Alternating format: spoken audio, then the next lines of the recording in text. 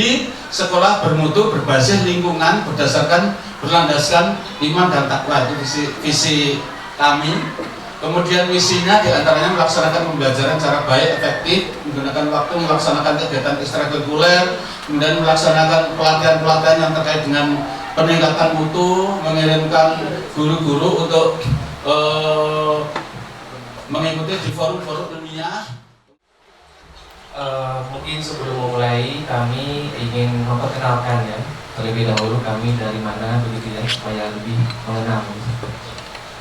Kami dari Pusat Standar dan Kebijakan Pendidikan, itu di bawah Badan Standar Kurikulum dan Asesmen Pendidikan, yang mana tahun ini kami ditugaskan gitu ya untuk melakukan satu kajian yang mana nantinya harapannya menghasilkan satu kolaborasi kebijakan, yaitu kebijakan di bidang pendidikan tentunya ya, antara pemerintah pusat dan pemerintah daerah. Nah, untuk menuju ke menghasilkan satu kolaborasi yang baik antara pemerintah pusat dan daerah, itu tentunya kita perlu memahami begitu ya, bagaimana dinamika dan persoalan-persoalan pendidikan yang dihadapi di daerah.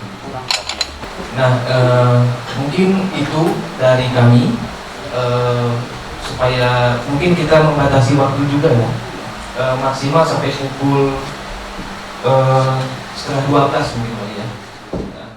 Yang saya mau tanyakan ke Bapak Ibu guru maupun Bapak Kepala Sekolah, apakah selama ini udah berjalan 3 bulan 4 bulan ya pelaksanaan kurikulum ini, apakah benar kurikulum ini mendorong Bapak Ibu untuk lebih fokus ke pembelajaran atau masih istilahnya terfokus dengan beban administrasi? Dari dulu kan ceritanya guru selalu mengeluh beban administrasi guru tuh banyak banget gitu, sedangkan tugas utama guru untuk mengajar itu terbengkalai. Kurikulum ini apakah Bapak Ibu guru dengan kurikulum ini masih merasakan hal tersebut atau sudah ada perubahan? Silakan Bapak Ibu. Indonesia kelas 7.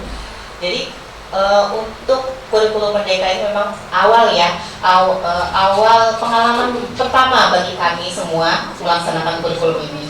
Kalau tadi ditanya bagaimana kendalanya, apakah yang kami alami ini masih terfokus dengan administrasi guru atau tidak. Jadi kalau saya alami dalam kurikulum merdeka ini, setiap guru itu membuat capaian pembelajaran sendiri. Nah, dari penentuan tujuan pembelajaran, ATP, kemudian diturunkan lagi dalam pembuatan modul ajar. Nah, memang kami masih sedikit kebingungan. Namun kebingungan itu kami akomodir dengan adanya diskusi, baik itu melalui MGMP sekolah ataupun MGMP kota. Jadi memang administrasi yang awal yang kami kesulitan itu dalam pembuatan penentuan TP dan ATP dan juga modul ajar. Kemudian dalam pelaksanaan kurikulum merdeka ini pula ada beberapa tahapan yang harus kami lakukan, seperti setiap di awal materi harus ada asesmennya, baik itu asesmen diagnostik bagi siswa ataupun asesmen penilaian awal, ada formatif, ada sumatif. Jadi itu dilakukan setiap materi. Jadi awal materi ada penilaian awal, ada formatifnya. Jadi saya sebagai guru merasa waktu pembelajarannya jadi semakin sempit karena kami tetap harus melaksanakan berbagai penilaian yang memang diwajibkan dilaksanakan dalam kurikulum merdeka ini. Jadi waktu belajar yang harusnya ada beberapa CV dilaksanakan terpotong untuk melaksanakan penilaian awal, kemudian formatif dan sebagainya. Itu saja. Jadi kalau ditanya kendala administrasi masih lumayan banyak, itu kalau di intrakurikuler.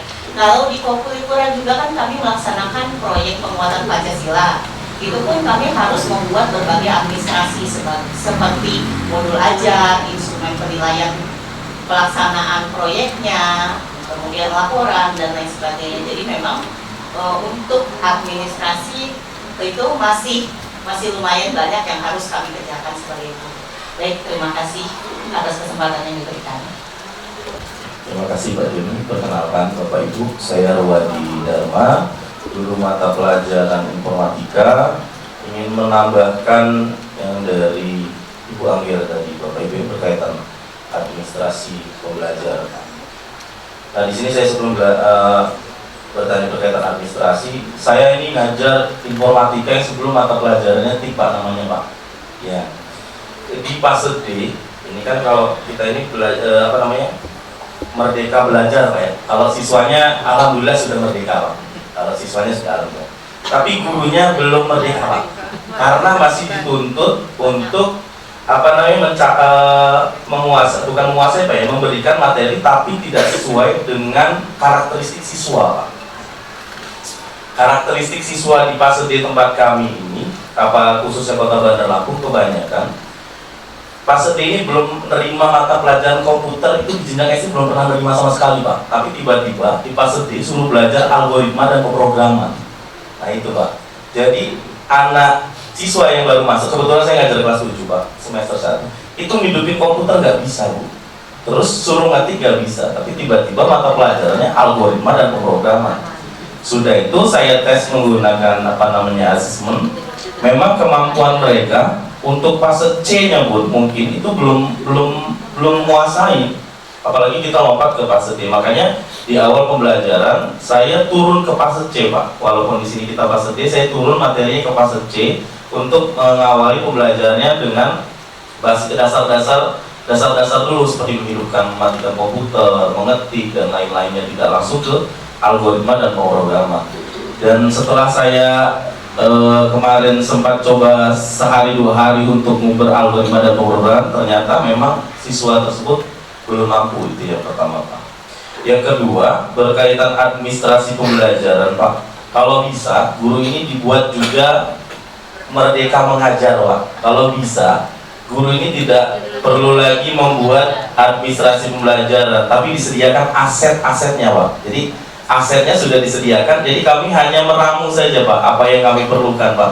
Selama ini sudah ada Pak asetnya Pak, sudah ada asetnya di di aplikasi PMM itu sudah ada. Cuman asetnya itu dibuat dari guru, memang untuk guru Pak ya, dibuat dari guru untuk guru. Tapi saya rasa kalau untuk asetnya lebih banyak lagi, sehingga guru ini tidak perlu lagi berpikir atau membuat satu karya baru untuk membuat administrasi pembelajaran yang dimulai dari nol Pak. Jadi tinggal memilih aset aja. Kalau kita kenal kan, kalau dulu desain grafis ada yang namanya Photoshop Pak ya, jadi kita mulai dari nol. Tapi sekarang kita dihidangkan dengan Canva Bu. Banyak aset, tinggal drag and drop jadi. Nah saya harap administrasi pembelajaran itu kedepannya bisa seperti itu Bu.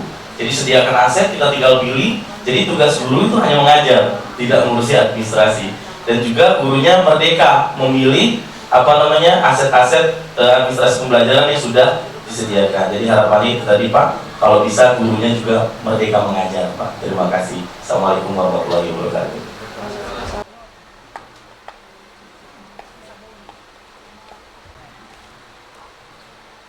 Rombongan dari Kemenristek. Terima kasih atas waktunya. Saya izin memperkenalkan diri, nama saya Rika Nora. Saya mengajar matematika di kelas 7 dan juga proyek TAPIS, pembimbing proyek TAPIS. Dalam pembelajaran matematika yang dulu saya sampaikan, antara tujuan pembelajaran yang ada di capaian pembelajaran yang ada itu kurang balance sama bukunya. Jadi memang kami mempunyai buku, itu ada beberapa tujuan pembelajaran yang materinya tidak ada di situ. Jadi di buku memang kita kan pegangannya bukan buku ya, tapi salah satu referensi. Jadi mohon kalau memang ada nanti perbaikan revisi buku, lebih melihat capaian pembelajarannya apa, kemudian dari capaian diturunkan ke tujuan-tujuan pembelajaran.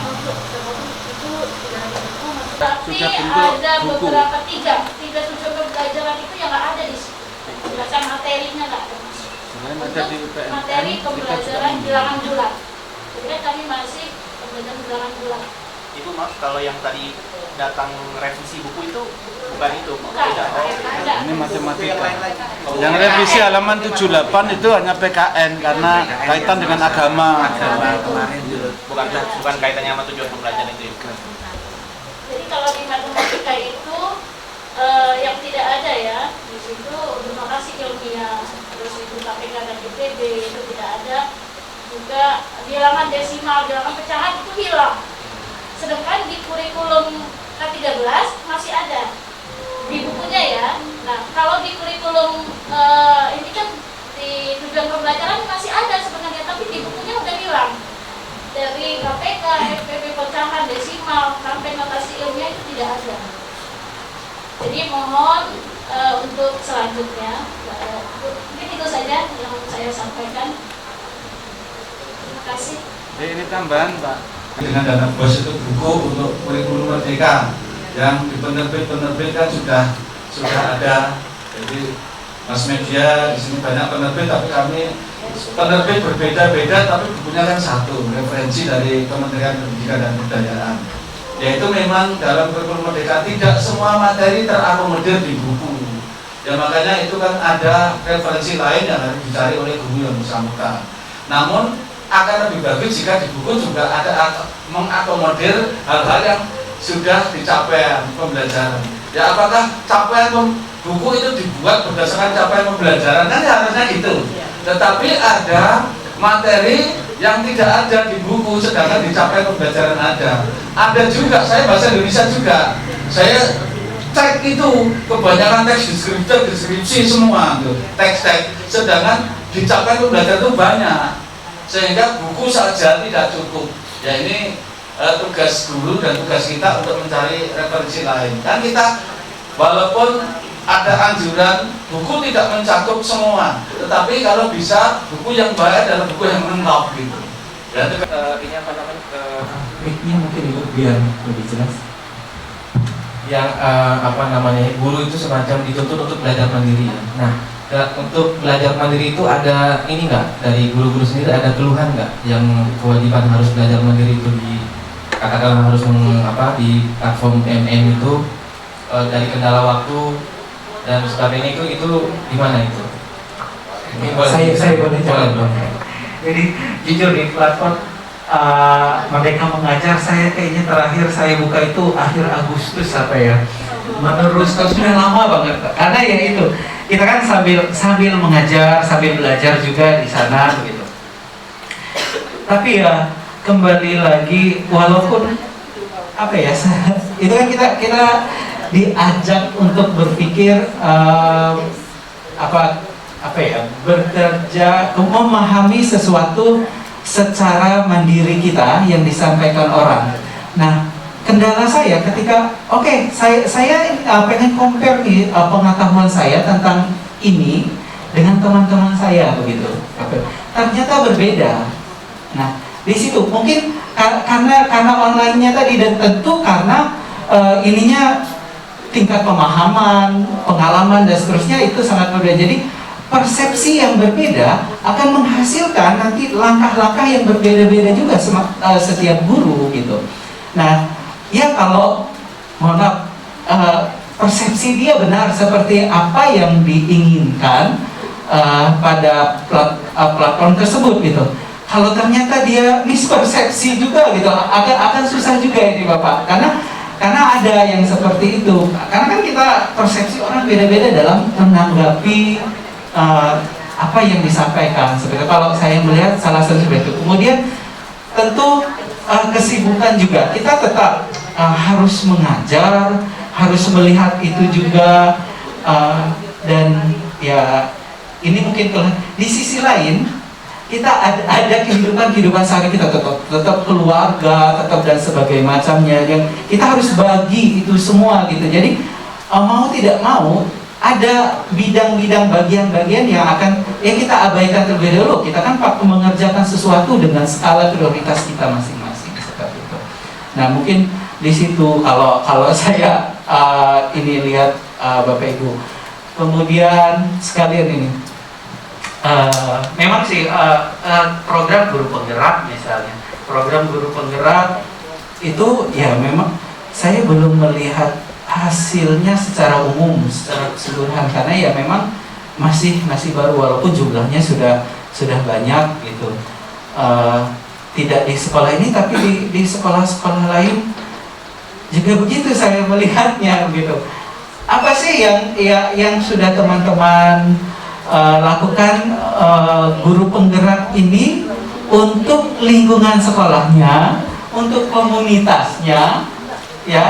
Kemudian untuk yang lain-lain deh, untuk bagaimana yang itu ditularkan. Selain ya tentu ada kewajiban dari masing-masing personal juga ikut di program tersebut, begitu. Jadi teman-teman yang sudah guru penggerak juga ini, ayo dong gitu, ajak komunitasnya, tulari, karena itu kalau semua dengan online mungkin si A bisa mengikuti program guru penggerak 9 bulan, 6 bulan, si B mungkin ada satu hal yang membuat dia tidak bisa mengikuti. Nah, tapi dengan adanya komunitas di lingkungan itu kan kita saling menulari, dan untuk yang di sini saya belum menemukan itu gitu. Jadi hanya masih ya ini persepsi saya, lagi-lagi persepsi. Guru penggerak ya masih untuk dirinya sendiri nih, dia dapat pasti banyak ilmu. Pelatihan 9 bulan, 6 bulan itu pasti banyak dapat ilmu. Kalau saya begitu pasti banyak saya dapat ilmu. Tapi yang untuk berbagi ke teman-temannya lain yang tidak hanya di platform, yang tidak hanya di digital elektronik, tapi di lingkungannya digerakkan juga gitu, di komunitas yang ada di sekitarnya. Mungkin itu koreksi atau apa ya saya kasih masukan.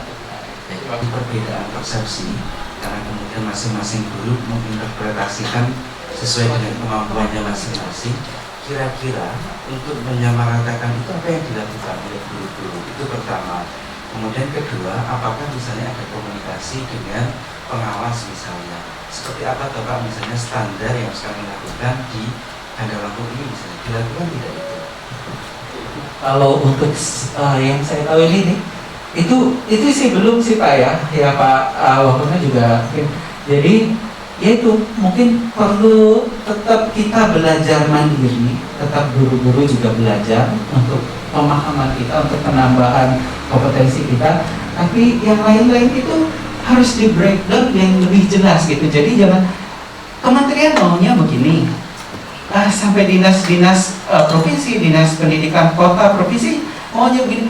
Ayo gerakan semua. Sebetulnya yang menarik di sini solusinya sudah secara sekilas sudah disampaikan oleh Bapak Ibu guru semua ya. Misalkan tadi terkait pembelajaran spiral ulang itu di salah satu 6 strategi dalam kurikulum Merdeka adalah aktivasi komunitas belajar. Komunitas belajar itu kan salah satunya di intrasekolah. Jadi mungkin bisa mengaktifkan komunitas belajar di dalam sekolah. Kalau sudah aktif mungkin digiatkan lagi, mungkin dalam waktu seminggu sekali bisa saling belajar gitu ya. Karena memang benar kemampuan literasi semua orang berbeda-beda termasuk guru gitu. Mungkin ada guru-guru yang kurang terbiasa belajar secara digital, secara itu. Nah, ada juga yang mungkin sudah paham. Nah, guru-guru yang sudah paham itu yang bisa menularkan, membiaskan kepada guru-guru lain agar kemudian kemampuannya kira-kira setara lah seperti itu. Jadi sebenarnya solusinya sudah ada. Terus kemudian tadi Bapak juga ceritakan sudah ada pelatihan secara luring di Banten ya tadi ya. Ya, kalau pelatihan sekolah sudah namanya in-house training sudah 2 atau 3 kali, jadi setiap rapat juga kita diskusi. Betul. Hanya memang secara nasional kita masuk Lampung ini masuk di region 1 Banten. Betul. Sudah baru 1 kali tapi Pak ya. Iya, artinya yang sudah ikut itu lebih paham dari Bapak bilang 1000 kali lebih paham daripada PMM. Nah, yang sudah guru ataupun kepala sekolah yang sudah mengikuti pelatihan secara luring itu bisa menularkan atau membiaskan kepada guru-guru lainnya agar kemudian lebih paham itu. Kemudian yang menarik tadi dari Bapak sampaikan, ternyata Bapak menarik sekarang menyebutkan akar masalahnya itu adalah kompetensi dari SD ternyata sudah ada gap kompetensi ketika di SMP. Dari yang hilang gitu. Iya, di ketika SMP mereka bahkan numerasi dasar tadi atau tadi informatika ya, nyalain komputer aja nggak bisa. Itu apa memang akar permasalahan salah satu seperti itu. Nah di sini mungkin nanti tentunya di masing-masing sekolah, kepala sekolah di SD berwenang di situ, dan juga mungkin perlunya adanya peran pengawas, peran dinas agar lebih aktif biar agar penerapan kurikulum maupun pembelajaran sudah lebih baik di tingkat SD maupun di tingkat selanjutnya. Mungkin itu dari saya. Kemudian yang tadi masalah CP ya, tujuan pembelajaran berbeda dengan CP yang saat ini gitu. Memang kebijakan yang ada saat ini memang kebijakan itu kadang tidak 100% langsung jadi, artinya bukan langsung jadi ya, langsung sempurna. Mama beberapa saat ada beberapa waktu yang lalu ada perubahan CP. Jadi mungkin buku yang terbit saat ini adalah dengan CP yang lama gitu. Nah tapi di kurikulum Merdeka ini buku bukan satu-satunya alat untuk pembelajaran. Jadi betul guru-guru di kurikulum Merdeka ini dalam tanda kutip guru-guru dituntut untuk lebih aktif mencari sumber-sumber pelajaran jika memang sumber pembelajaran yang ada belum mencukupi. Mungkin itu dari saya. Terima kasih. Apa menurut Bapak? Cuman lagi kita menyalahkan waktu ya. Waktu yang membatasi kita gitu. Saya kira dari pagi ke sini. Kami tunggu dari pagi. Mudah-mudahan ada kesempatan lain kita bisa berkunjung ke sini gitu ya, meneruskan diskusi ini. Atau mungkin bisa lewat forum ini ya, melalui mungkin kontak atau apa, nanti bisa kami tanya lagi mungkin dari Pak Kepala mungkin. Dari kami mungkin cukup sekian ya. Terima kasih banyak sekali lagi atas informasi yang disampaikan, masukan tadi ya, keluhan-keluhan Bapak Ibu. Memang ini satu program yang masih sangat muda ya, sangat belia gitu umurnya, juga masih meraba-raba Bapak Ibu. Sebenarnya kami juga memahami itu, memaklumi itu. Sekali lagi Bapak Kepala dan Pak Suarsono yang telah mendampingi kami, mengucapkan terima kasih banyak sekali lagi atas tadi dari awal penerimaan penyambutan cukup luar biasa kepada kami. Terima kasih, kami apresiasi itu. Cukup sekian Pak, kami ucapkan Assalamualaikum warahmatullahi wabarakatuh.